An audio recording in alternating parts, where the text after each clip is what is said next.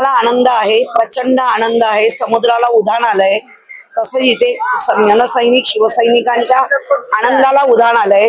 बाळासाहेब असते तर त्यांनी आनंद अश्रू, कणखर व्यक्तिमत्व, माग गेल्यानंतरही त्यांनी अश्रू कोणाला दाखवले नाही, पण ते आज अश्रू आम्हाला पाहायला मिळाले असते असं आम्ही इमॅजिन करतोय आणि म्हणूनच बाळासाहेब थँक्यू असं म्हणतोय। कालपर्यंत सत्ताधारी हे असं म्हणत होते की उद्धव ठाकरे यांनी विजय मेळावा नाही तर पश्चाताप मेळावा म्हणून साजरा केला पाहिजे। तुम्हाला आजचा दिवस आहे ना, या सगळ्या विरोधकांना आम्ही माफ केलंय, कारण आम्हाला आनंद घ्यायचा आहे।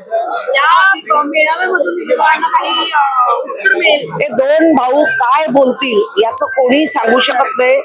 जे बोलतील ते महाराष्ट्राच्या हिताचं बोलतील, जे बोलतील ते मराठी माणसाच्या हिताचं आणि आमच्या बरोबर असलेले अदर भाषिक सुद्धा सुरक्षित राहतील, कारण ह्याच्याही आधी आम्ही सुरक्षित ठेवले आहेत।